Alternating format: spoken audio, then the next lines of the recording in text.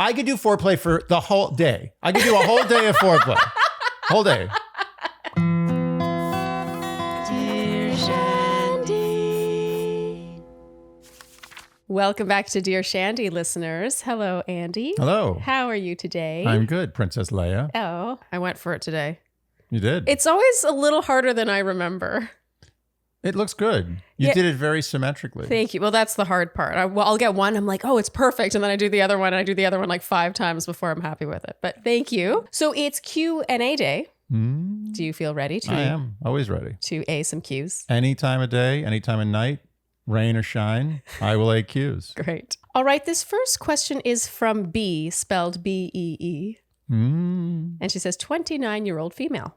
Dear Shandy, I consider myself a very level-headed person. I've been through many breakups and was generally good at putting things behind me and moving on, even after meaningful long-term relationships. Recently, I dated this guy, also 29, for about 3 months, and you guessed it, it was more of a situationship. We went on several dates, met each other's friends, spent way too much time together, and he even expressed how much he liked me and how he genuinely wanted to make things work. I thought this one could actually go the distance. However, he abruptly broke it off over text, explaining that he was not in the right mental headspace for a relationship. It obviously really hurt my feelings, especially in the way it was handled over text. However, my only ongoing problem is that we work together, as in we're in the same space 5 times a week for at least 9 hours a day.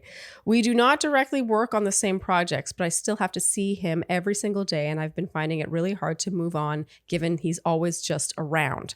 I've planned trips and had a great time while I was away, and I do feel good on weekends when I'm out with friends, but then every Monday I'm back to square one. I'm a strong believer in the saying, out of sight, out of mind, which I guess is the main difference between this breakup and the other ones I've been through. I'd say we're civil. We have a few group conversations here and there and utter awkward hellos when we walk past each other, but we do not interact beyond that. I actually make it a point to avoid him as much as I can. I'm not sure why I'm finding it so hard to get over. My question is twofold. Is it normal that I haven't moved on when it's been over 2 months since it ended? And what more can I do to overcome my office nightmare? P.S. I really like my job, so please don't ask me to quit. Sincerely, B. That wasn't a possibility. Yeah.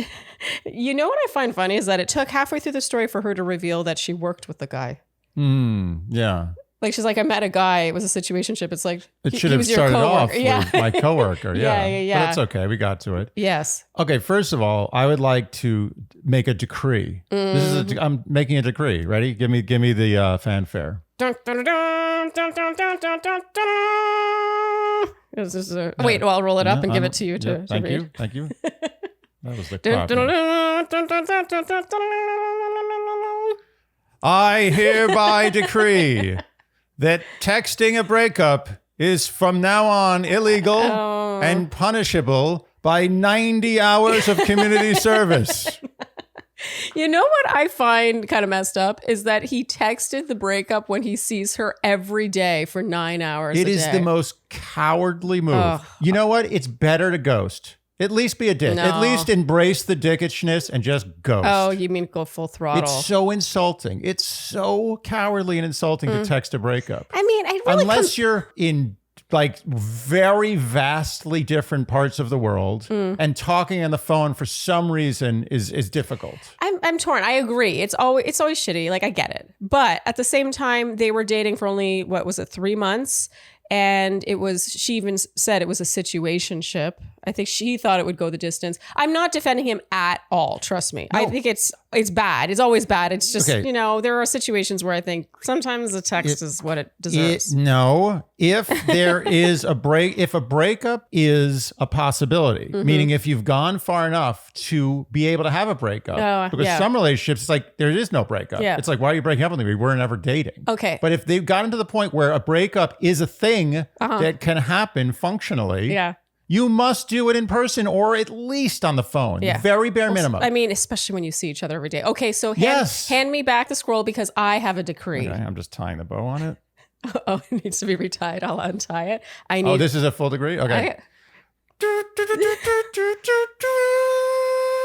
thou shalt not shit where they eat unless they're absolutely 100% sure that it's very serious and most likely going somewhere resulting in, I don't know, ending up together. Wow. See, that law has a lot of loopholes in it. Yeah. I feel like there was a skimming over of how this began. Like, I know she thought it was going to go the distance, so she made it seem like she thought that.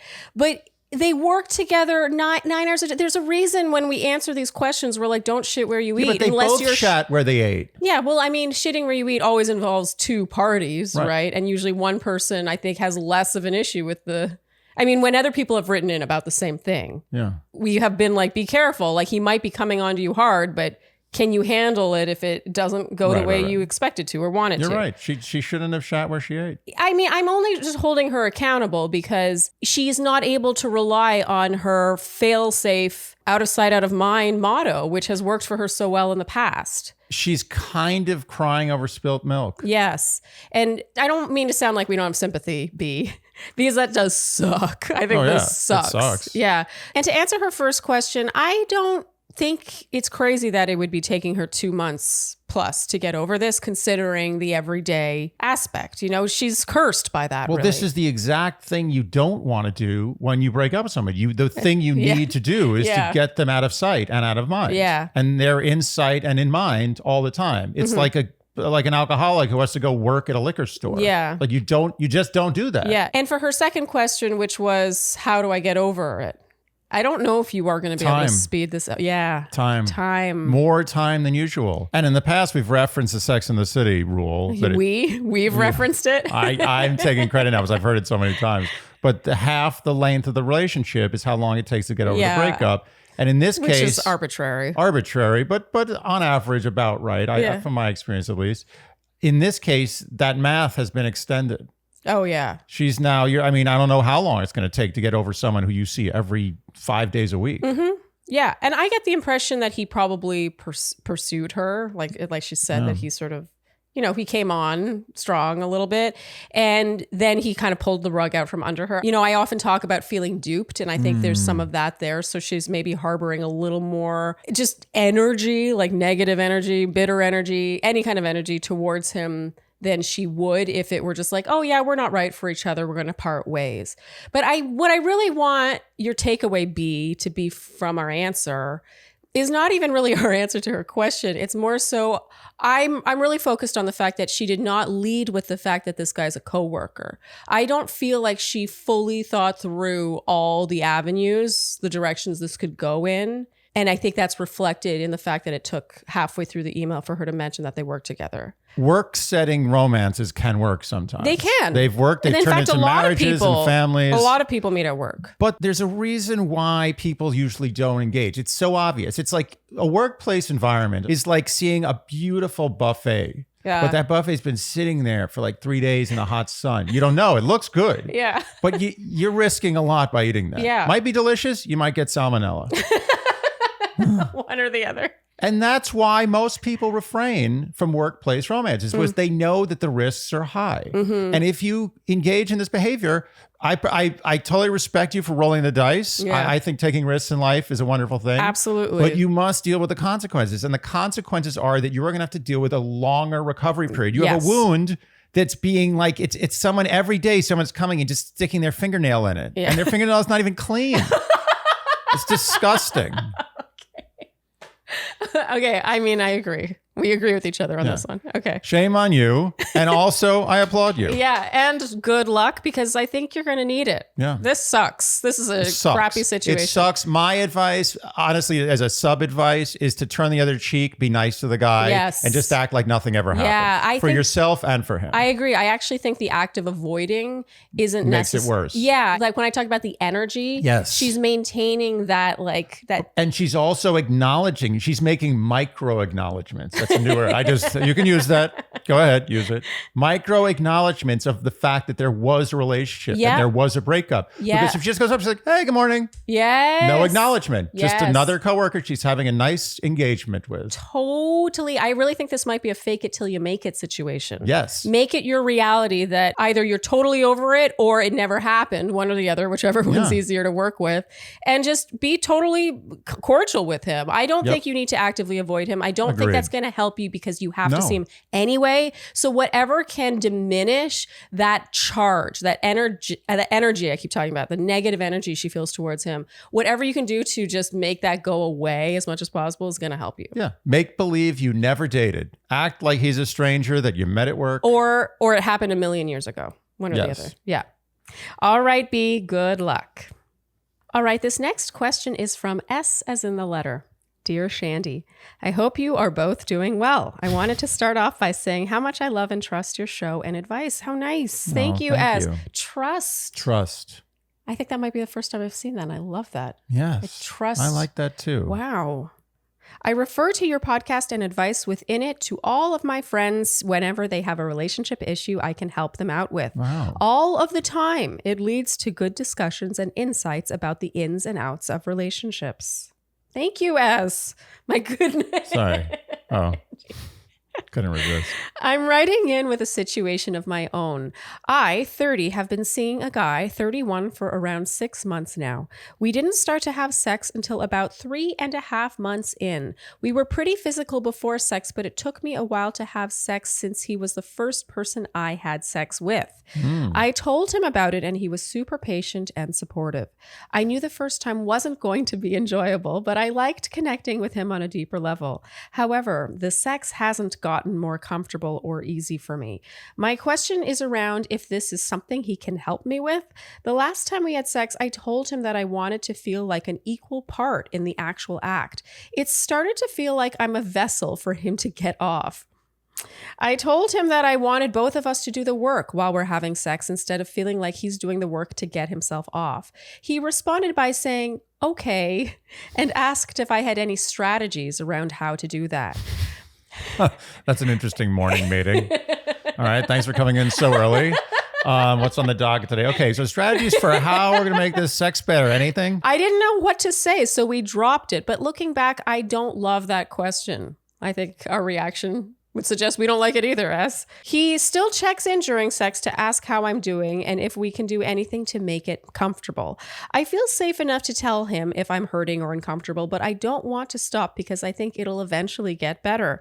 I know I should probably go to therapy for this since this also feels like a mental block that's having physiological impacts. However, my question is around if I can expect anything from him on this front.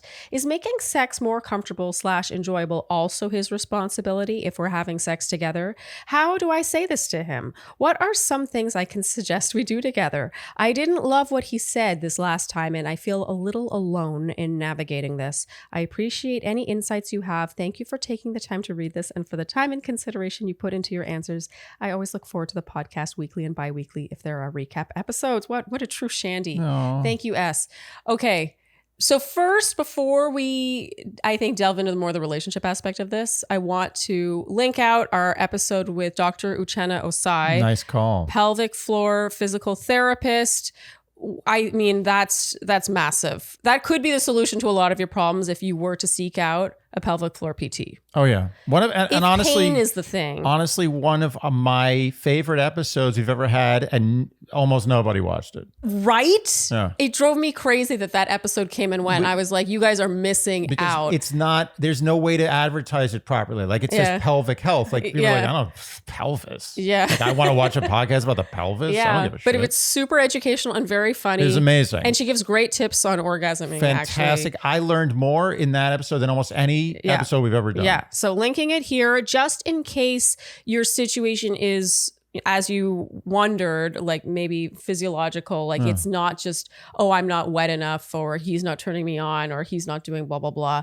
I'm torn whether to go in the direction of like discomfort or I feel like a vessel. Yeah. Because those are two different ones to me. They're two different directions. Yeah. The result could be similar, but I think if it is discomfort, I definitely would recommend listening to that episode and maybe seeking out a professional who can help you. But let's talk more about the vessel side of things. The vessel Let's side. talk about vessel side, the vessel side of things. Yeah, I mean, we have to talk about that, how she feels like a vessel for him to get off. Yeah. I don't love his response, which is, oh, okay, you don't feel like this is like something we're both doing. Like, what do you suggest? When he knows that he's her first. There's an extreme lack of communication here. Yeah, this is it like the feels that Tower way. of Babel. Yeah. Like there's two people speaking completely different languages. Yeah. She has an issue that is understandable. She's never had sex before. Yes. This is a new thing. It's not working out. And there are ways to fix this. Yeah. Physical and behavioral. Yes. And he's kind of just acting as if this is a normal, just another girl he's having sex with. And that's kind of how it feels. It's like, Yeah. he's like, well, what do you want? No, And what what can I do she's for you? Let's suggested- work on things. Let's experiment. Yeah. And okay, there's so many, oh my God, there's almost too many directions to go into with this. But on one hand, we don't know if she has, I don't know, religious beliefs or beliefs about sex of any kind that could be impacting her physical response. So that's just one. And that would be, seek out a professional for sure.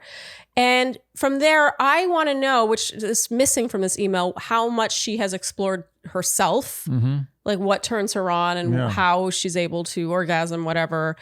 And if she's orgasming at all during the sex, it feels very much like it's like she wants him to do some legwork that, quite frankly, no one's going to be able to do for you. But, oh, you were about to say No, the I but. was going to agree with you. I think there's both work needs to be done on both sides. Yeah, here. she can't expect him to read her mind and know exactly what she needs just because everyone's different and what works for one woman might not work for another. But I don't love how it feels like he's just like, okay, well, I'll do what you tell me to do. I'm not going to explore or get creative or help you. I'm not going to hold your hand. There's an impasse here. Yeah. I think there's some what's the word? Not spite, but there's some Resentment? Yes, resentment From? on both sides. Oh. I think that she resents that he doesn't care about the fact that she's having a rough situation. Yeah. And he resents the fact that she doesn't seem to be making an effort to make it any better herself for him. So I Okay. think it's like this like Cold War. It could also just be bad. He could be really bad in bed. Yeah, that's totally possible. Which can be fixed in some ways by playing games and weird stuff. Twister. Yeah, Twister. Right. Okay, I'm going to tell a story that a friend has told me, and no one needs to know who this friend is. Good friend. A good friend. And this friend had sex with her first, and they ended up dating for a while, but it was always uncomfortable. In the beginning, she thought it was her. She's the one that didn't have experience. And then after a while, after a few years, and that's why I'm telling this story, because I don't want S to end up in this situation. She realized that actually it was probably him.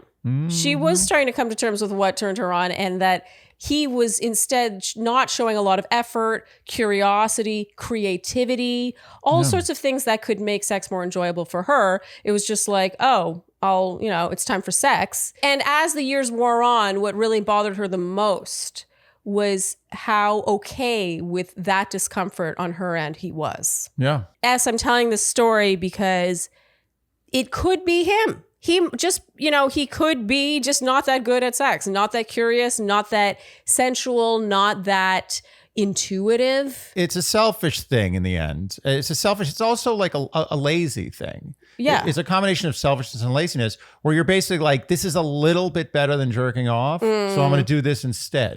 So we didn't get all the details, possibly just a lack of foreplay. Basic, plain vanilla foreplay. Yeah. And foreplay looks different for different people, that. So part of it is her coming to terms with what turns her on.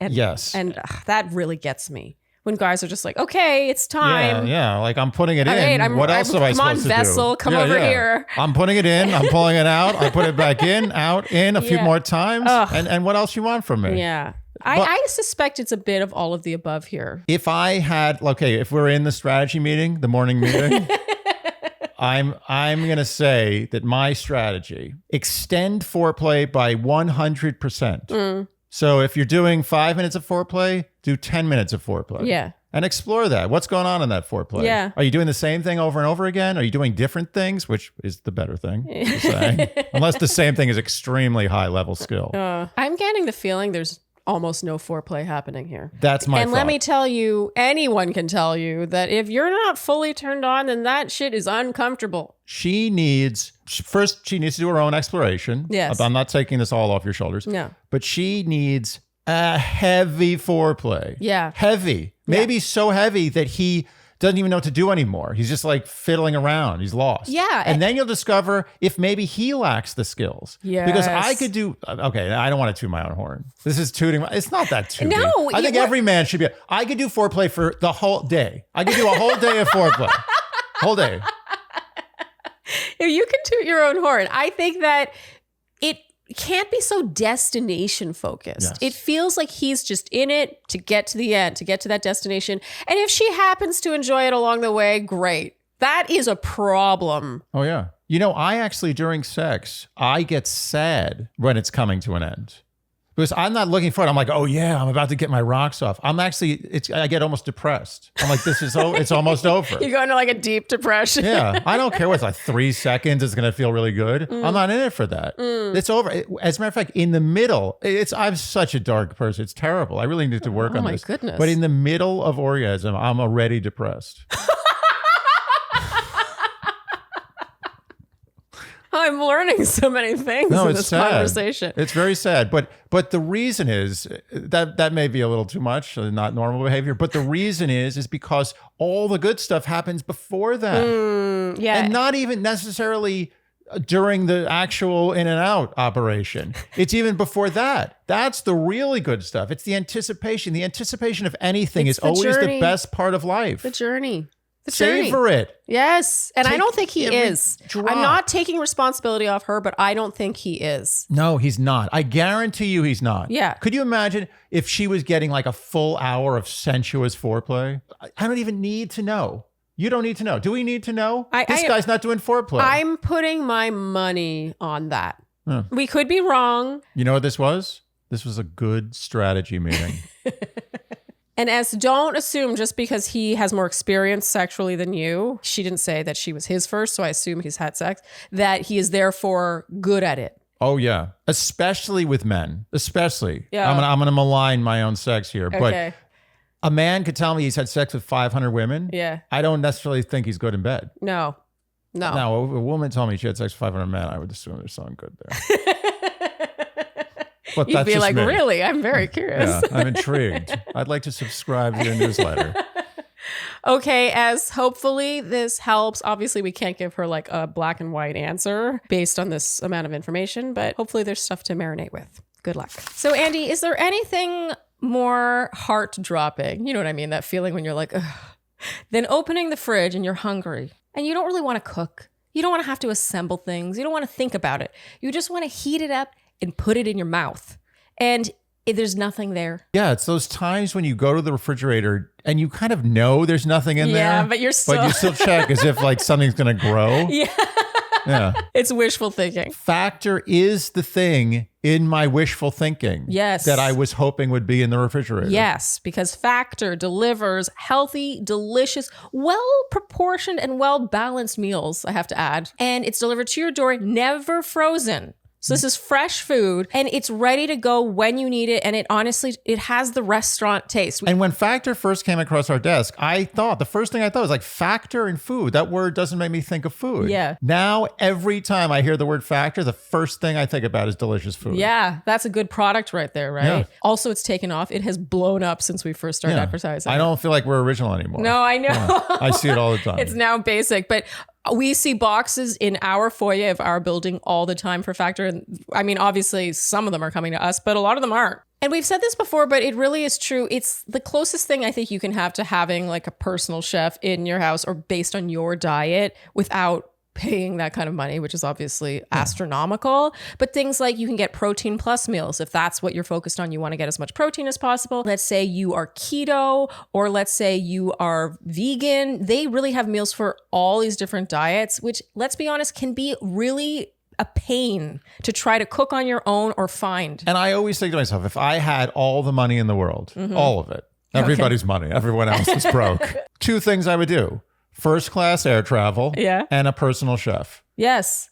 And this is basically a virtual personal chef. Yeah, it's the closest you're going to get, and it's at a fraction. I mean, to say even a fraction, it's a fraction of the price. And it's the little things that count. We always like to mention this stuff. Factor is a sustainable choice. They offset 100% of their delivery emissions. And their meals feature sustainably sourced seafood, which is very important to us and the world. So head to factormeals.com/Shandy50. That's Shandy50 to get 50% off your first box. That's code Shandy50 at factormeals.com/Shandy50 to get 50% off your first box. So Andy, DearShandy.com is now officially live. Live. Yes. I feel like that's the ultimate personal endorsement for a product. I mean, Squarespace. I've been raving about Squarespace for years, and now our podcast's website is on Squarespace. It was built with Squarespace. The URL was bought through Squarespace. Everything Squarespace. Go to DearShandy.com. Yeah. You tell us, is that a bad website?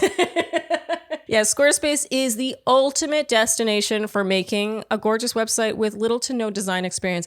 You know, I'm not a coder. No. Right? And I made this website. Squarespace makes it so intuitive. And let me tell you, 7.1, which DearShandy.com is in, they have 7.0 and 7.1, depending on your preference. But with 7.1, you can literally move things. If you're like, oh, I want it in that corner, you just move it to that corner. Just drag it there. It's insane. I know if you've never made a website, you might be like, what's the big deal? But anyone who has ever dabbled in website design before will know what a big deal that is. The one downside, and I've said this before, the one downside of Squarespace is that it makes making a beautiful website too accessible. Maybe I did want to put in a lot of extra work and make an amazing website and then be better than my peers. But now, I don't know. It's true. So it's an arms race. So what Squarespace is known for, their claim to fame, is their templates. And they really deliver in that department. Basically, let's say you have a restaurant and you need a website. You'll narrow it down based on restaurant templates, and then they'll give you suggestions based on that. And so a lot of that legwork is done for you. And then from there, you plug and play your content. So your information, let's say it's a restaurant, your menus, images of your restaurant, whatever. All of that is just put in lieu of what they have in that template. And from there, the features Squarespace offers are second to none. Anything you could possibly want for your website, they've got. From scheduling to merch to blogs to mailing lists, the list is endless. It's really a testament to how many, the multitudes of people that have used Squarespace to build websites. So many customers, they've just crowdsourced. Yes. They know what everybody needs. So head to squarespace.com/Shandy for a free trial. And when you're ready to launch, use offer code Shandy to get 10% off your first purchase of a website or domain. Again, that's squarespace.com/Shandy for a free trial. And when you're ready to launch, use offer code Shandy for 10% off your first purchase of a website or domain. All right, this next question is from A as in the letter. Dear Shandy, I love your podcast with all my heart. After listening to one episode, it immediately became my favorite podcast. Thank you for your guidance and consideration of my question. Thank you, A. Thanks. I, 23 female, am in a long-distance relationship with my boyfriend, 23 male, of 2 years. I live in Ontario, Canada, and he lives in Arkansas. You can call me A and my boyfriend G. I know that we are quite young, but this relationship has been pure magic, and my boyfriend is everything and more. We are both very committed and see a clear future in our relationship. We met online as G is a longtime friend of my cousin who lives in another state in the U.S. We have met up in person on 2 occasions. 2 occasions. First, we both traveled to my cousin's, where I spend a big Christmas every year. And second, I went to Arkansas to meet his family. The last time we saw each other in person was a year ago. I have been waiting for him to be able to visit me in Canada, but he lives paycheck to paycheck and has not even been able to afford a passport. I am in a comfortable position in comparison and have funded both times that we have seen each other and am willing to pay the cost of flight tickets to get him here. However, I would appreciate him paying for his passport, which he completely agrees with, but it keeps getting pushed back for a year now. He frequently needs to help his family whenever he makes any considerable paycheck and fears he is a burden to me. Question. How long is too long to wait for my partner to not be able to contribute to our relationship? Should I pay for his passport? Is it worth it? A. Google how much it costs to get a passport. Okay, so how much does a passport cost? 2023. Passport application cost is $130 and execution fee is $35. Okay, so $165. Mm-hmm. And it's been a year of him kicking this down. This can. $165 for 2 years. Yeah. Is separating him from her. They've seen each other 2 times. And that was her buying her own ticket and flying to Arkansas with her own money to see him. And now it's been over a year since then. I'm going to go out on a limb here and say this isn't a real relationship. It's not. If you can live, if you can actually eat and have a home, yeah, and you have some form of work, you can afford a passport. Put away $5 a week for, how many is that? 33 weeks? Okay. I got it. Nice. 33 weeks. Put $5 away a week. There's no excuse. I'm This sorry. is absurd. And so I have the advantage of knowing that she has written in before, many months ago, same question, but it was a lot longer, so it didn't make the cut. It was just way too long. As people know, that length is a big reason why questions don't get answered. So she very smartly revised her question. But the advantage I have is knowing his family obligation. Like his family, I think, is really in dire straits, and he really gives, whenever he makes money, as she said, a meaningful amount of money, he gives it to them, which is very sweet and shows, a great sense of responsibility and duty and generosity and all the things. However, he's 23, he's dating her, she's 23. I don't feel like she's in a position either to be bankrolling this entire relationship. There does come a point where logistics prevent a relationship from being, I don't want to say real, but like from growing, from evolving. This relationship is not evolving. It's not going anywhere until he has the means to at least buy a passport. She's willing to buy his flight. She's like, should I pay for his passport? Oh my God. This to me smells like I don't have all the information, so I don't know for sure. But if I had a gun to my head, I would say that she's in denial and he has no plans on being with her long term. Oh, you think so? That's my gut. This is bullshit. There's no way that $165, and who knows, maybe it's even cheaper where he is. Yeah. I don't even know. That's like an average. Yeah, in Arkansas, it's probably maybe like $125. I don't know. But the point is that's not an amount of money that should stop anyone from being with the person they want to spend the rest of their life with. Yeah. This is not real. There's a prioritizing issue here. If he is indeed not able to gather $165 over the course of a year to get himself a passport, then it just means she's not high enough on his list of priorities. It's just the truth. Like if he really needed to see her, he would make it happen. I would beg, borrow, steal, and repeat to make that happen. Yeah. And let's say he can't, okay, so he takes a trip to Canada and he can't take that much time off from work. It's just impossible. Like he needs to be working every day. Then there's a problem here. Then there's just logistics. As you said, this is just logistically impossible and she needs to move on. She's 23. Her whole life is ahead of her. She's spent already 21 to 23 in this, can we even call it a relationship? I'm a little angry. This isn't funny. No. This is a problem. It is. 23 years old you're a baby. You're a baby in relationship terms. She's a baby. Can we agree she's a baby? In a good way. Like in a good way. Like you should be excited. The whole world jealous. is your oyster. Yes. Yeah. You need to move on. Yeah. Either he gets a passport next week and comes out to visit you. Yeah, and buys a ticket. She got the last trip out to Arkansas to meet him and his family. No, this is upsetting.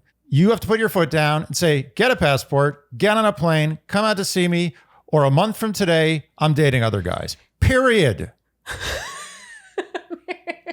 A month from today, I'm dating other guys. Yeah, literally. I'd like to start a clock. It's like one of those those movies where they start the explosion clock. Yeah, the countdown. Yeah, that's it. Done. She said at the end, should I pay for the passport? No, do not pay for the passport. He's an adult. And second, is it worth it?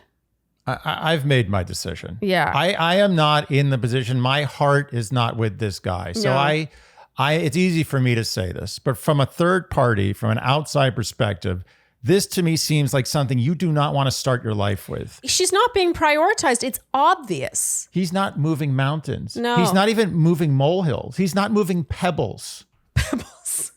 Nothing's being moved. No. And if he's in that kind of situation, you know what? And I don't want people to be like, oh, well, some people just don't have money. You can't come after them. Okay, fine. In that case, he should be dating someone that lives across the street from him. Yes. Do with what you have. Deal with that situation. Like I said, logistics are a reason why a lot of relationships don't work out. Yes. And this is what this sounds like. Yeah, it's not Romeo and Juliet. Life has some actual functional issues that you have to deal with. Yeah. And this is a functional problem that seems to have no fix. You should move on. Live your life. You're very young. Don't let this bog you down. This could go on for years. Yeah. You've seen this guy twice in 2 years.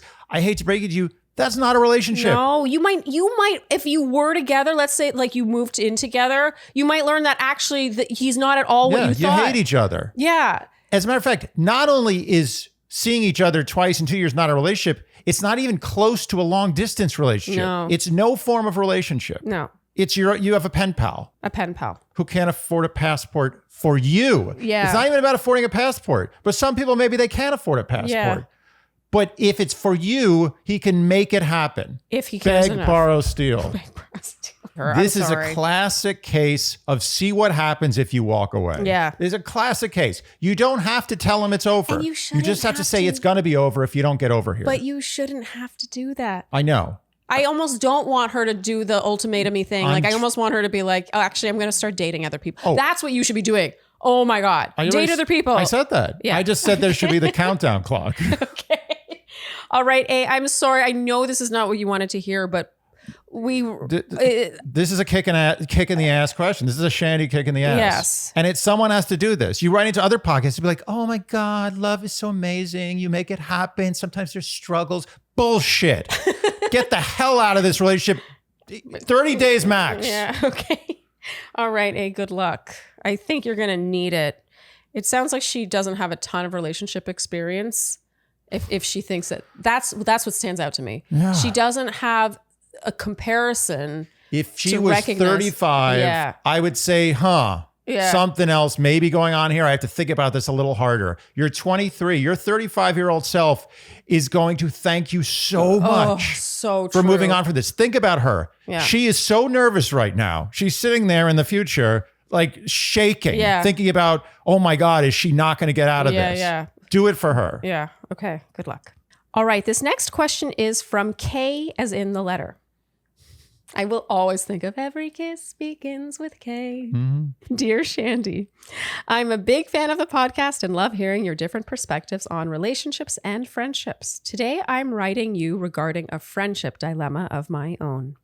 I, 25F, have been feeling torn about probably ending a friendship with J, 28 female, whom I've been great friends with for almost 6 years. We met in college and have had many great times together. Despite coming from different countries and having different religious backgrounds, we bonded over being immigrants and struggling to get to the point where we are now. In my journey, I've gotten to know what my personal values and convictions are. I'm progressive and very passionate and outspoken about social issues. Jay, on the other hand, has been on a different path. She has moved to a conservative state and joined a mega religious organization, has different views from me regarding women's reproductive rights, and recently has been sharing propaganda against an expressive, fabulous community of LGBTQIA+ members on social media. I responded to her about how spreading such propaganda has caused harm and multiple attacks to that community, but we all know how such conversations go. I've been questioning if I'm not standing by my values by staying friends with someone who doesn't believe in the same issues that affect people every day. Do I stay cordial and try to maintain an amicable relationship even if I haven't been feeling like it recently? Do I do a slow burn and let this person go with time? Have you been able to maintain friendships with people who view social issues differently? And if so, what is the key? Thank you for taking the time to read my email. Sincerely, Kay. Ooh, this is a very timely, relevant, difficult question. Yeah. I'm actually amazed that we haven't either answered one or that one like this hasn't come in. Yeah. Look, I've kind of experienced this firsthand. This one's for you, really. I will say that it was very difficult. There was a friend of mine who I've been friends with for my whole life almost. Who won't listen to this podcast, by the way. Oh, no. I have no concern that he's going to hear this. Who went in a direction that is a little weird. Yeah. Politically. Yes. And we had some pretty heavy differences, and we had a couple of serious fights about it. And I just said, I can't do this. Like, I can't. I just don't know who this person is. It would be not that much different if a friend of mine just came to me one day. He's like, Andy, what do you think about these young boys? They're pretty sexy, huh? And I'd be like, okay, that's really messed up. And we do have a long friendship to consider, but I think I'm going to take a step back. This makes me see you very differently. Yeah, I think maybe I'm just going to take a step back. It kind of came to a head during the pandemic, I feel like, right? With this one? No, it was before. It was before the pandemic. Yeah. But the thing is that I had to sit back and be like, okay, this is really weird and out of character, but what's the base? Like, who is this person? I've been friends with this person for so long. Since childhood. And I'm like, is there enough there that this is just kind of like, it's almost like when you have a plant and the plant grows like a weird fruit, a fruit that doesn't look right. You eat the fruit. It just doesn't look right. You still eat it? Yeah, you don't kill the tree. Oh wait, is it meant to grow that fruit, or is it not a fruit? It grows like plant? an apple with two apples. Like it looks like a butt. It's like it's wrong. You know what I'm talking about. I do know what you're talking about. I wasn't sure if it was a fruiting tree to begin with. If it was a fruiting tree. Okay. And it's starting to grow. All the apples have two apples on them. And your friends come around, they're like, that apple tree's a little messed up. And you're like, yeah, but the apples still taste good. Oh. They still taste like the apples that I used to eat. There's just this thing that I just have to accept. And that's kind of, I came to terms with that. I was like, you know what? All the other things are in place, and there's this weird thing that happened. Yeah. And after a long cooling off period, and sort of like a years long cooling off. I just said, you know what? I'm just going to let this go and see if it works. And basically I did. And we just avoid the topics. Yeah. And occasionally those topics have come up and I change the subject immediately. Yeah. I'm like, anyway. You snuff them. I don't even engage because I want to value what we've had for, 30 years rather than squash it over some weird thing that's happened in 3 years. And as I said, like sometimes people think things, like opinions are so powerful when you don't expect them. Sometimes you know someone so well and then they'll have this one opinion where you're like, I can't communicate with you anymore because of that opinion. Yeah. This is a tough one to answer and everyone's going to have a different take on it. They've been friends for 6 years. That's not a lifelong friendship in my opinion. And I think some friendships, honestly, 6 years is kind of how long some of them last anyway. Yeah. And it's not necessarily that something happens and then they're not friends anymore. It's more like you just fade and grow in different directions. And that's kind of what this sounds like. And so, Kay, if you don't feel like this friendship is worth fighting for, like you have such a bond, friendships come and go anyway. Yeah. They do. I'm not being like, oh yeah, throw this friendship away because you don't agree on women's reproductive rights. But don't think that doesn't happen anyway in friendships. But I agree with, I like your take, Andy, especially since this is a friend of 30 years. That's a long time. That's a lot of history to throw away. And I think you've managed to navigate it really well. But I'll also add that friendship is a lot less good. Yeah. Than it used to be. Yeah, like it's more functional. Like there's an elephant in the room all the time. Yeah. Every time I see him, there's an elephant. It's like, here I am again. He's just sitting there smoking a cigarette. Every time I see him. Smoking a cigarette. Yeah. It's just like, I'm not doing it. He's like with his trunk. Was it an elephant smoke with his trunk? Yeah, I think he'd smoke through this 2 trunk holes in his snout. Wait, so where's the cigarette being held? In one of the holes of his snout. Yeah. No, he's got a mouth. Yeah, but his mouth is all messed. An elephant's mouth is too sloppy to hold a cigarette. What are you talking about? The trunk takes food and puts it in the mouth. Yeah, but the mouth is not a grabbing thing. No. The mouth is a swallowing thing for an elephant. So the trunk would hold the cigarette like so. It would wrap around the cigarette to put the cigarette in and out of its mouth. You might be right. Yeah, you're right. I'm definitely picturing right. the elephant. He's cross-legged sitting there having a cigarette, and you're right. He's holding it with his trunk and sucking it with his mouth. What you're suggesting is that it would be like a human having one cigarette sticking out of one of his you're right. You nostrils. are correct. You are 100% right. The point being the friendship has, I don't want to say soured, although it did for a while, but it's like, it's a more watered down version of what it once was. Yeah. I totally understand trying to find middle ground, and I really believe in that, actually. I think when people have such extreme views and just assume the worst in each other, that's not helpful at all. But when it really goes against your core beliefs, it's hard to see that person in the same way. And if you don't really like a person and respect them, then what are you friends with? And I think that in this country, a wider political discussions, there's a problem with discourse. Yes. So I don't want to encourage just like, Throwing. if you don't agree with somebody, just screw them. I hate that, and actually. sit in your own silo. Yeah. There's a real problem in this country. No one can have a conversation anymore. Two people who have differing beliefs cannot have a conversation. Yeah. And that's a problem. But we're not talking about that. No. That's a separate issue. No. This is friends. And I agree with you. If there's not a long history and not a lot to really value there, maybe it's time to just move on. Don't underestimate. What was her name again? K? K. Was it K? Oh, every kiss begins with K. Yeah. Okay. Or every gift begins with K, as I said, like an idiot. Yeah, you got a lot of flack for that one. Don't underestimate how many friendships end up fading anyway. Yeah. It's normal. It's a normal course of nature. Nature creates and destroys. Yeah, they met in college. Makes sense. You would become friends. And then they move to different places and their lives move on. Like that happens naturally anyway when people, move across the country, start families, whatever, change careers. And walking on eggshells in friendships really sucks. You don't want to have areas where you just can't go, I have plenty of friends who I have differing political opinions with. We differ. But they're not extreme. Yeah. Like I can't even go near it. Yeah. That's bad. That's uncomfortable. Yeah. So I don't feel like our answer is a black and white answer, but certainly more of a conversation and maybe some food for thought. Okay. Good luck. I feel like you might need it. I am not envious of that situation. No, it's not fun. All right. This next question is from a male Shandy. A Mandy. Aptly named M, as in the letter. Oh, nice.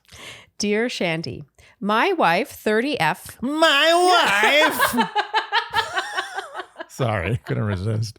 I'm 12. I feel like you just made everybody jump. My wife, 30F, and I, 30M, love your show. We instantly consume new episodes either on our route to work or at home together. How nice. I love that. That warms my heart. I don't know why I find that. It just tickles me. I like when family comes together for Shandy. Fandy. Your advice has helped us in many aspects of our marriage as well as our relationships with friends and family. Perhaps it's not lost on you, but I'd like you to know that you make a meaningful impact on people's lives. Sincere thanks. Wow. Thank you. Thank you, very nice. Now to the question. All right.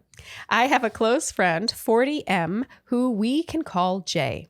We've been solid friends for about 5 years. We started as coworkers, and over time, our relationship has become almost familial. We visit each other's houses. We are gym buddies. He plays with our kids and attends their soccer games. We've gone to each other's family gatherings, and he's even gone on a family vacation with just us and the kids. I believe it's important to mention that he is single, heterosexual, and hasn't had a significant romantic relationship in at least 5 years. So he's good and horned up. From what I can gather, he is simultaneously content with being single and privately insecure about the way he comes off to women. One mutual friend that went on a date with him confided to me that she was initially attracted to him but found his communications creepy. I sat on this information, particularly due to her exact word choice, and to this day, I've felt conflicted about whether I should have told him what went wrong. Conversely, he has a few other female friends who he is very close with. I've understood this to mean that some women find his approach off-putting and some women don't. Anyway, my wife doesn't dislike spending time with him, but she wouldn't go out of her way to be friends with him if I weren't around. The main problem is that he sends her direct messages too often for her liking. The messages include, "How was your weekend? How have you been doing? How are you feeling after she was sick? Or pictures of his latte art or food ordered at a restaurant, etc. My wife chooses not to reply to most of them to avoid encouraging him, but it doesn't really seem to deter him. I also feel that it's weird that he continues to send messages when she is clearly uninterested in reciprocating. I do believe that his intentions are innocent because he has been known to do this kind of messaging with other people/women. To be honest, though, I don't think he would have the same messaging approach to men. So here are the questions, all of which I've mulled over extensively with my wife. Okay. Should I say something to Jay about stopping the unwanted messages to my wife? My first hesitation is that it would cause embarrassment to both of them. I certainly don't mind, though. Should my wife? Are you getting self-conscious? Something's flagging over there. I'm just mixing it up. Okay, so should my wife be the one who says something? Given the amount of time she's spent with him, they have enough of a relationship that I could see this being possible, but she is less confrontational than I am in general. 3, should I back off this friendship because of his boundary crossing behavior? Curious to know if this is a red flag from an outside perspective. Thanks so much, M. I have an opinion. I'm not sure I know the answer, but I think this guy's really lonely. And he's really lonely for female companionship. And he takes what he can get. And this is it. And it's not, I don't think there's any overt danger here. I don't think that he's looking to steal the guy's wife. I actually don't even get the impression that he wants anything more from her than friendship. No. It's just like, I think he just wants that female connection. And it's a little grim, to be honest. And I feel bad for this guy. It's a tough one because I kind of want to protect him. Yeah, he's doing something wrong. It definitely rubs me wrong that, a mutual friend goes on a date with him and then her feedback is like his communications were creepy. It's so easy to just rub someone wrong in a little way that you don't even realize. There's a lacking of a reading between the lines here. I've said this before about other situations, but like the fact that she's not reciprocating, you don't need to keep asking how her day. You don't have to DM your friend's wife to ask her how her day was and send her your latte art. I gotta be honest. This is latte art. I said that with no irony. Latte foam art. Oh, nice. Little pumpkins. Oh, fluffy, comfy socks. Da da da da. Da, da, da, da, da. And a ring on her finger from the person that she loves. Is this heaven? Or is it just a white woman's Instagram? White woman's Instagram. Was it a golden retriever with a flower crown? Yeah. There's a lot of good things in there. So many. Yeah. Okay. So to answer M's questions, should he say something to Jay about stopping the unwanted messages to my wife? Yeah. Do you think it's necessary? He says he doesn't mind doing it, which I like that he's willing to be heroic in this situation and let his wife avoid the confrontation, which she so clearly wants to avoid. I just feel like this will just fizzle out. The answer to this is ignore. Ignore, pretend it's not happening. Ignore, repeat, ignore. Doesn't it feel kind of like that happens a lot to him? Yeah. But he does it until he gets ignored heavily, and then he probably fades away. Maybe M telling Jay that this is a little off would really change his life for the better. I don't want to be that guy who has to tell him. Yeah, I don't want to either. Easy for me to say. It's so easy for us to be like, M, tell him. There are times when I give advice where I know I would have a hard time doing it. Yeah. But I don't like giving advice on things that I know I couldn't do. Yeah. And you couldn't do this. Yeah, because it does feel harmless enough.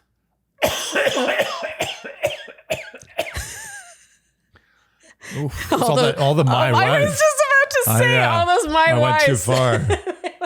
Went too far. You made yourself sick. God, I really committed. Oh, I was so bummed you got in there first. I was about to say that. Sorry. I could tell you were about to. It was a race to make that joke. Yeah. Okay. So, and then second, should his wife say something? I don't think I think that you're right. This is an ignore. This is a classic ignore. Unless, M, you really feel like it's hindering his ability to evolve in his relationships, not just romantic relationships, but even like platonic relationships like yours. Like if it just feels like it's holding him back, his lack of reading between the lines, I think sometimes it can really help a person out to be told something.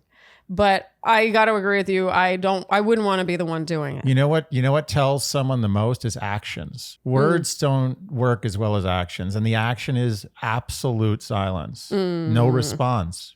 And I'll tell you, you'll get your answer. If 2 months down the road, he hasn't got a single response from one of his DMs or messages or foam lattes. To his wife? To his wife. Yeah. And he's still sending the messages, then there's a problem. And maybe then it's time to chat about it. And God, I don't want to be that guy. Yeah. So you think it could reach a point where that happens? Yeah. But I suspect it won't. I suspect he'll fade away. He'll get the point. Yeah. And messages that are too often for her liking. I mean, I even feel like I have some friends that text a little too frequently. Yeah. You know what I mean? Like there's like subtle preference differences in that regard. Like maybe he just wants to communicate more. And the thing is, he feels like he has the invitation because he's gone on these vacations. He feels like I have the right to be her friend and to send her stuff and to communicate with her. Yeah, I don't think he wants anything more. No, he just wants to be her friend. This isn't a sexual thing. Okay, I feel like we kind of answered that one. Some people might see this as cowardly, our take on this, but I think we're being realistic. Sometimes the take is nothing. That's the answer. The answer is, I think, nothing. Yeah. On all parts. I think this should be ignored. I don't think it's quite enough to ruin a friendship. Yeah. I don't think it's quite enough to bring it up and say something about it. Yeah. I think the answer is just make believe it's not happening. Yeah.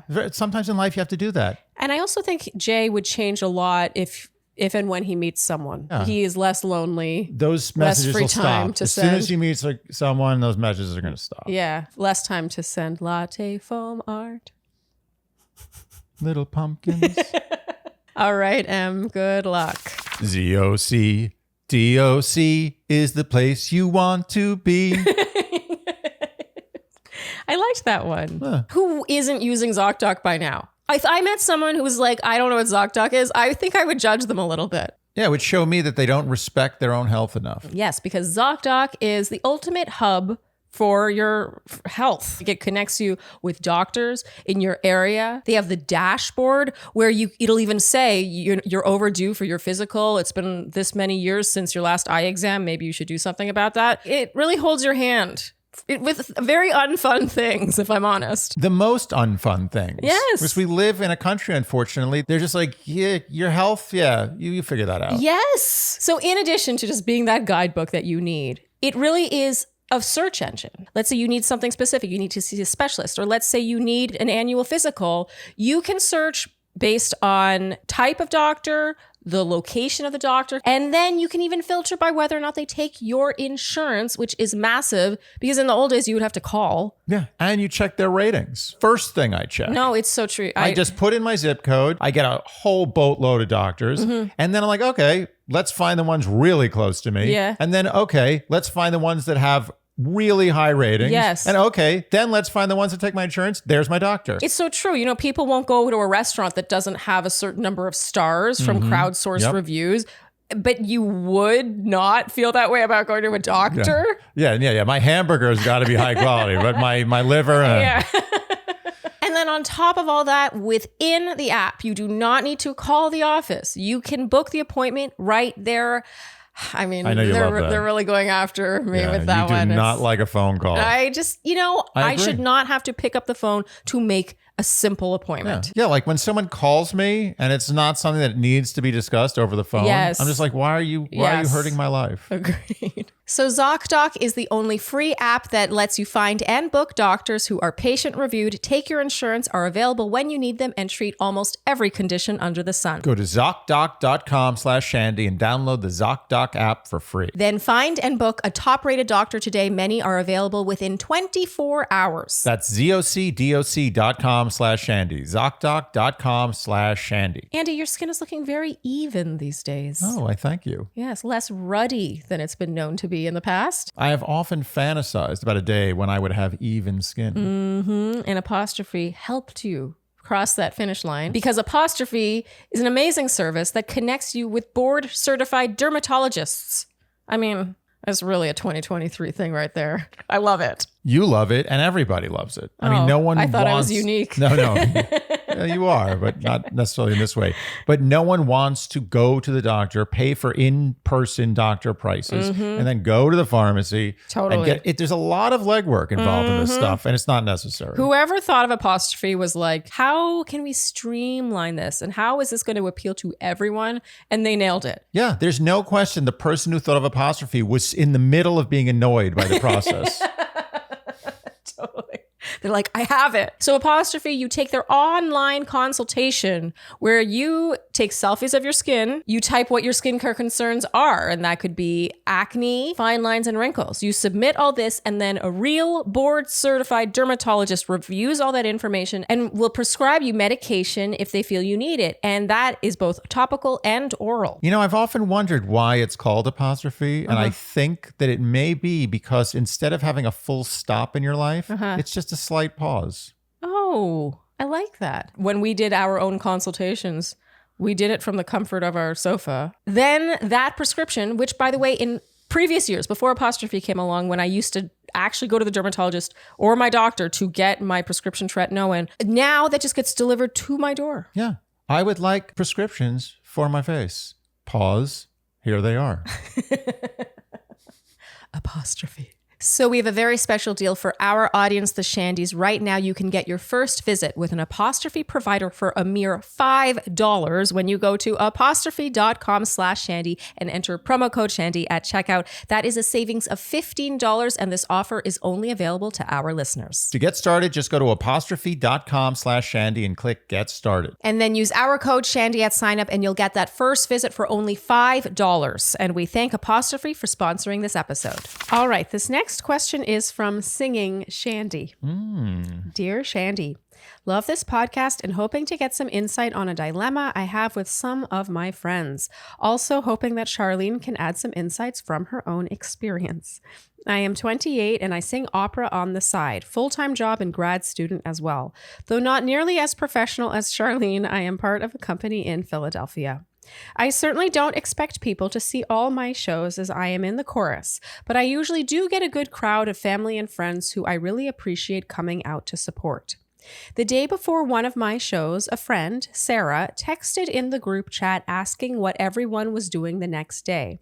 I had told my friends months in advance when my shows were, so I was a little miffed, but figured it was easy to forget and I wasn't on top of it. I texted in response that I was in an opera that night and we still had tickets for sale and I would love to see them there. She liked my text and I just figured that was that. The night came and they weren't there, but Sarah sent a Snapchat to our friend group showing that 3 of them went out to a casino. I usually don't care whether people come or not, but it really upset me that they would go to a casino over supporting me. In the past, I have supported them in their activities, so I felt like it was an easy enough choice to make even if they weren't interested in opera.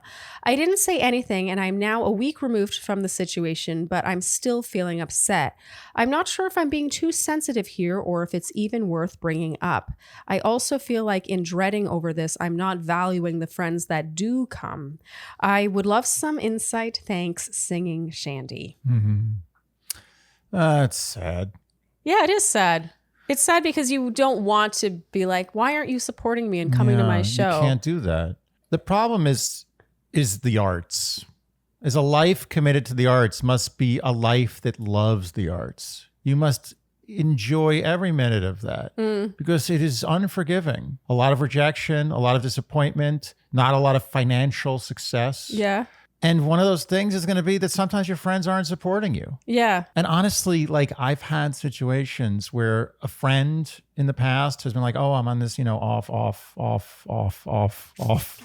It's falling off Broadway. It's like literally it's hanging on like a fingernail on Broadway show. Yeah. And it's possible I had a legitimate excuse and it's it's possible I didn't have a legitimate excuse. Either way, you weren't that interested. I didn't really want to go, but I didn't want to have to do the thing where you're like, oh, that was amazing. I just didn't. I'm a very bad liar. Yeah. And I had a feeling it wasn't going to be good. Oh, wait. But so are you insinuating something right now? No. What I'm saying is it's just a rough place to be. You have to accept that the thing you're going to get from the arts is your love of the arts. Yes. That's it. Yeah. No, that's not a bad takeaway, actually. At first I was like, what are you saying? No. No, but there's something to that. So singing Shandy, I obviously feel like this question's more directed at me. And although I really respect that answer you just gave, I relate to everything you're saying here quite a bit. And obviously, I think as anyone in the arts can attest, I have experienced friends who showed up better and in more ways than I ever could have imagined for me and supporting me in what I do. And there have been friends who have been massive disappointments. My second year recital, this is when I still lived in Toronto. I remember I did a recital. This one friend who I had been friends with since high school spent a good portion of my recital in the audience laughing. God. Yeah. I was kind of like miffed, honestly. I was like, that's like, why come? Why come if you're just going to laugh at me? It was such a strange thing to do. And afterwards she said, I didn't realize that you were going to act. What? I thought you were just going to sing. Like she was thrown, it just wasn't in the realm of, she didn't know anything about it. Right. And at another point too, I remember at this point I was living in New York and I would go back to Ottawa to visit. And one time during a hangout, she said, so Charlene, how's your singing career going? And she said it with a sort of chuckle like that. God. This is the same friend. And oh, that's so annoying. Yeah, it was really. What does she do with her life? What is she doing? I think she's a teacher. Oh no, I can't diss education. I was hoping it was something annoying. You can't diss teaching. Like, how's teaching children to be proper adults going? You wanted so badly. I know, it was the worst. It was the worst. Yeah. Only the worst thing would have been medicine. Yeah. Like she's an emergency room doctor or nurse. That's the only saving thing lives. worse. Yeah. You gave me the worst example. But the point is made. You know, she was super condescending. She laughed during my recital. And I was upset about it, honestly, for a while. Like I held a grudge in this friendship. And I would say that friendship was the moment I realized how opera is just alien to some people, especially young people. And I mean, I'm using the example of opera, but I think this could be applied to so many creative fields. Yeah. And it's just so like not in the realm of comprehension. Like, and I'm not saying they can't comprehend it. I just mean their lack of interest makes it so. Yes, I totally agree. You have to accept that. That's another unfortunate thing you have to accept about the arts. And in certain arts, particularly opera, there's a lack of understanding. Mm-hmm. There's a lack of appreciation for how much work goes into it. Yeah. There's a lack of appreciation for the actual art itself. Yes. There's a lack of interest. Yes. And you have to accept that. You can't go into a field like opera and be like, all my friends are going to have to come along with me. Yeah. And if they don't come, it means they're not my friend. Exactly. That's important. Are your friends kind of dicks for not going? Yes. Yeah, kind of. Slightly. But on the scale of dicks, they're a tiny little micro penis. It's not a huge dick. It's not like a big veiny dick. It's a small dick. It just came so out of left field. I was not expecting that. Sorry. But I have had friends hop on a plane, like fly to a different state to see me in an opera. And I was like blown away and so touched. Right. And then I've had other friends who claimed to want to see me sing for years. And then when I've had a concert in the city that I've given them plenty of notice to come to, they still didn't come. Either they just flaked or they had a weak excuse or whatever. Yeah. I think that it's important to be touched by the people who go out of their way to show up, but not as disappointed when people don't. Because you're going to end up being disappointed a lot. That's a good point. Be happy when they show up. Don't even let it affect you when they don't. Yeah. I wouldn't read into it as them supporting you or not supporting you because that's a downward spiral in my opinion. Yeah. In that case, if I'm going to write off friends because their lack of support for me and my singing, then I would have way fewer friends, if I'm honest. I completely agree. I think when it comes to expecting what to expect from your friends when you go into the arts, expect the worst and hope for the best. And some people might see this totally differently. Like, so I can picture some people listening to this and being like, oh, those friends are dicks. They're not real friends.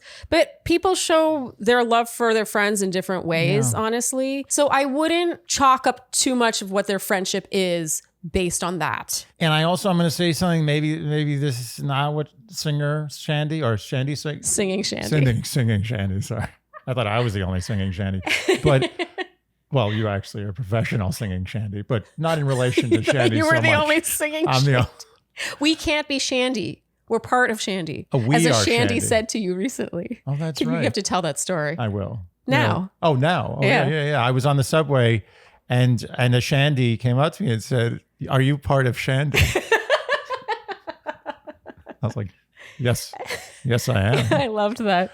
Okay, what were you about to say? Anyway, you go into the arts because you love the arts.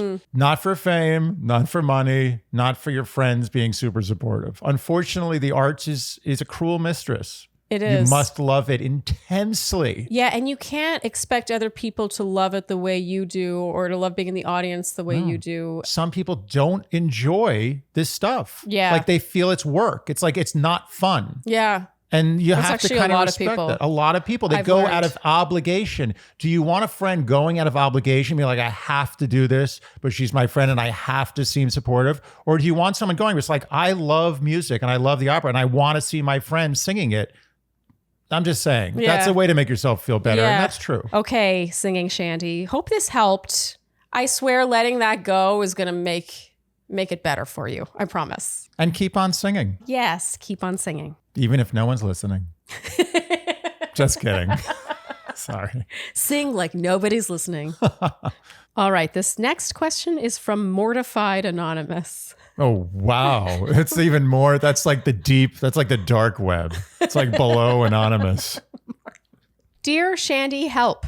I'm mortified to be writing this into you, but I have no clue how to approach this situation with my husband, and I'm hoping the two of you have some concrete answers or next steps to take.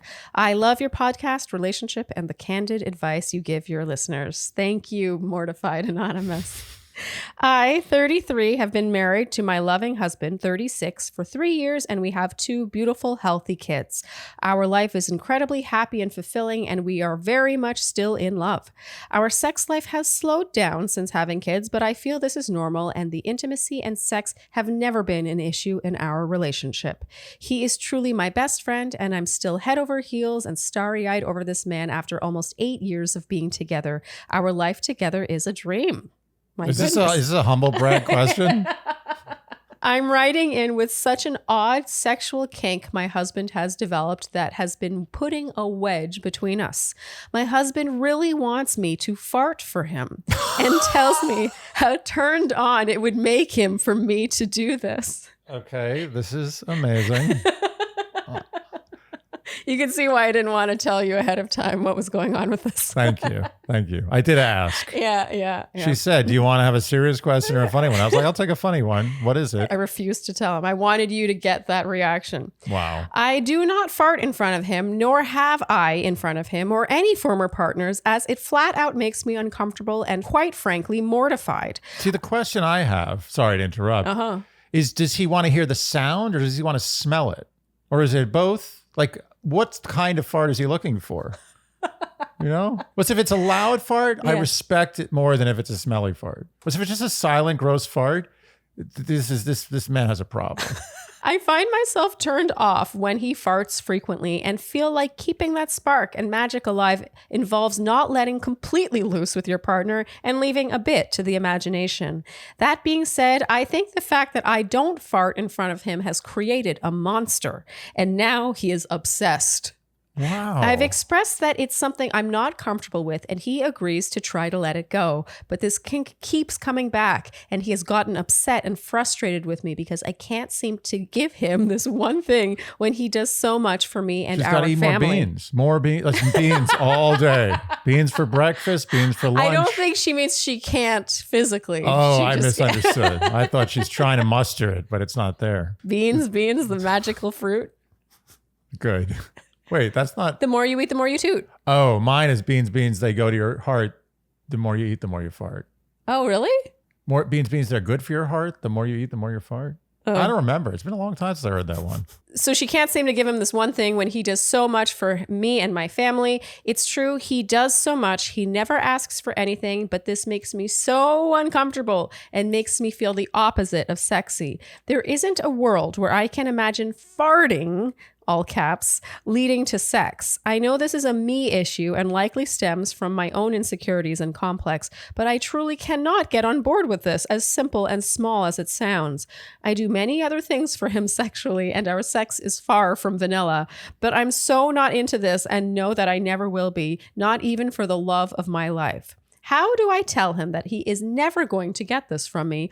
Or how do I get over myself and somehow start farting in front of him? I don't see how the latter would even be possible. This feels so gross and weird to even type out, but I'm really desperate for some advice. Thank you both so much. From Mortified Anonymous with a fingers crossed emoji. Oh, I could think of other emojis, but I have a lot of questions. Well, one is, does this guy think she always has one in the chamber? Like, it's just... He's like, okay, I'm ready for sex. Let's have it. Come on, where is it? Even if I've eaten some weird stuff all day, I can't just fart on command. Maybe she can do it when she does have one in the bank and he can just file it away for later. Yeah.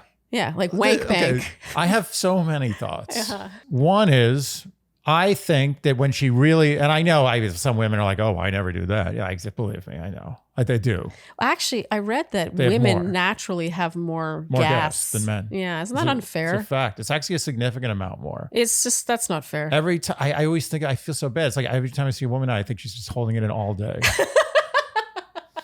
It's a horrible way to live. Okay, anyway, so get to one of your many points. The point is, next time she has a really good one, like she feels like it's going to be a real ripper, just let it go. Sometimes like letting go, just letting go is so freeing. Just let it happen. Yeah. Go into the unknown. Who knows? Maybe you'll like it. Maybe she won't even be able to have sex ever again without farting first. Who knows? Not likely, but possible. Okay. Just let it rip and give it to him. You have 2 lovely kids with this man. You have a beautiful life. Everything seemed perfect. Yeah. It's like paradise. Just give him the fart. Give him one. That's my one piece of advice. Okay. There's another one. I think that the fetish he has can evolve in a different direction, which might be easier for Mortified Anonymous. Okay. Which is peeing.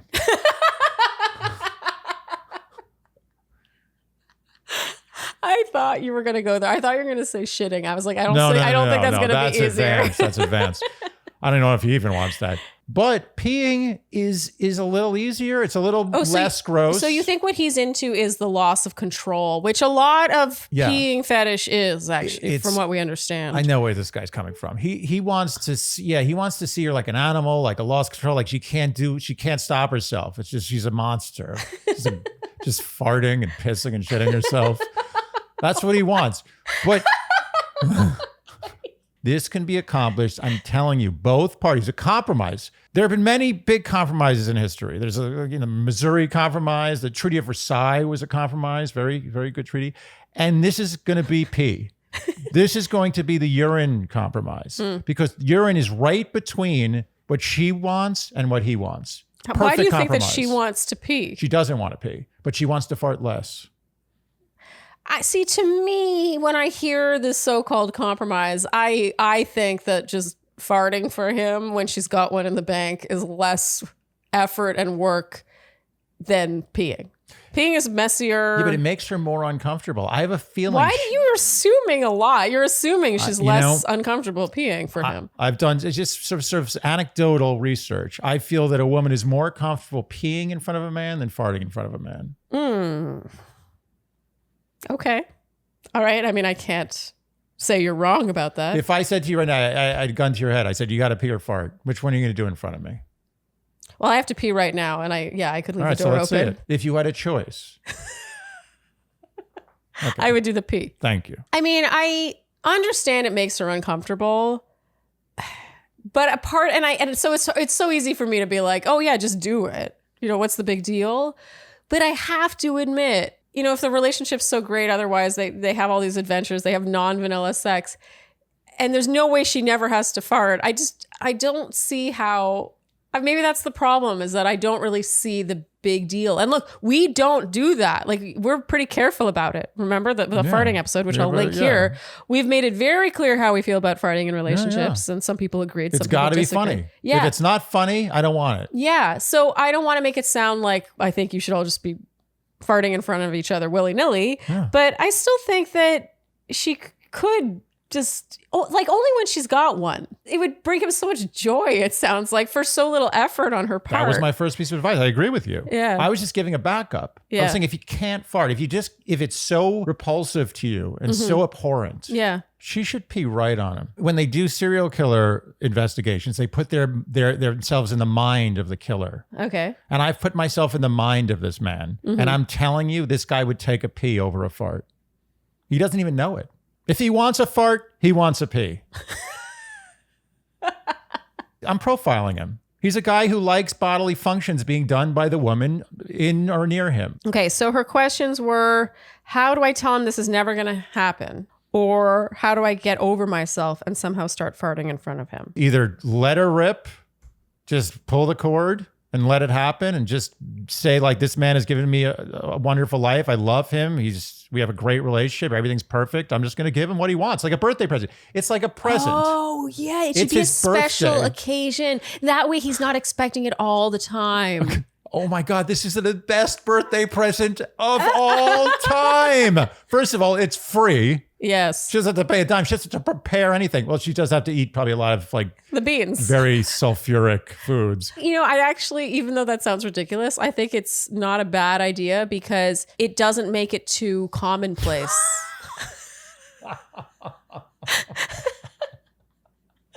I was thinking a box. Like, she could give him a box and be like... Oh, and it opens up and there's a fart from, like, yesterday inside of it? That's not a good gift. A stale fart? It's the worst gift ever. You have to give it right from the tap. Boom, right there.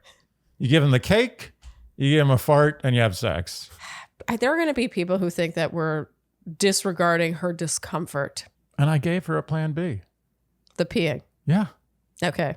Now you're making me feel bad. Maybe I should just say he should accept the fact that you don't want to fart or do anything. But I feel like it's so easy. It does seem easy. That's what gets me. Yeah. He's not asking her to do anything that's he damaging. Wants it. The thing is, you know what she has to get over? Or you? Mortified Shandy. Mortified Shandy. This is what you need to get over. You don't want to fart because you don't want people to have the impression of you. You don't want to say, this is me. I'm a person who farts. But the person who loves you the most, if anybody in the world, said to you, this is exactly what I want. So you're not going to be seen badly for it. You're going to be seen well for it. Mm-hmm. So you don't have to worry. Like, to compare it to a fear of ghosts, which is a reasonable fear. I mean, I still sort of fear ghosts, even though I don't even believe in ghosts. Yeah, you don't believe in ghosts at all. Yeah, but sometimes I'm walking in like house at night and I'm just saying, like, there's some ghost in here. It doesn't make any sense. Anyway, if you have a fear of ghosts, you fear ghosts, but you think ghosts are going to do bad things. Mm-hmm. You don't fear ghosts, but you think a ghost is going to give you a hand job. You fear it because you think it's going to do haunting bad stuff. Okay. So if Casper, the ghost, came into your house and he's like, "Hi, I'm Casper the ghost," what are you going to do? Like, I fear ghosts. I'm scared. I don't want to deal with you. You're a ghost, so I'm going to run and be scared and terrified. No, you're going to be like, wow, this is amazing. Casper the ghost has come to my house. He's obviously a friendly ghost. He literally is called Casper the friendly ghost. This is Casper the friendly fart. Okay. I think there's something to that. Like, I think she just needs to maybe shed this, like you said, the fear of, like, the core fear that she has there, which is being seen differently. I have to imagine that's what it is. Yeah. Or something relating to that. The fear is based on what people think of her. It's not based on something that's happening inside of her. She's not worried she's going to explode if she farts. Yeah. No, it's true. It's a good point. Okay, Mortified Anonymous, good luck. I do think you need luck, but I think a lot of it is up here. And it's, at the end of the day, you can do it once and then never do it again if you hate it. You know what I mean? Yeah. Or if he realizes that he doesn't love it or whatever. It's just, you're so happy together. I feel like if you can do something so small and relatively low effort for each other, and that's something that brings them so much joy, in the words of Samantha, to quote Sex and the City yet again, she's a trisexual. She'll try anything once. Home is where the fart is. Okay. Good luck. All right then, Andy. I think that's a wrap for this Q&A.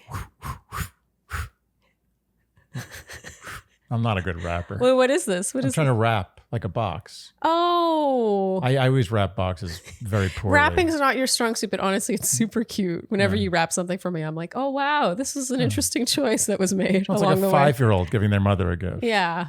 But the thought really does count. Yeah, it's what's inside the box. Yes. Like a fart. Okay, if you enjoyed what you heard today, you know what we will ask of you, and that is to like, subscribe, hit the notification bell, follow us on Instagram and TikTok, leave us Apple and Spotify podcast ratings and reviews. Tell your friends and generally do all the things that you would do to support a podcast you enjoy. Thank you so much for tuning in, and we'll see you next time on Dear Shandy. Bye-bye.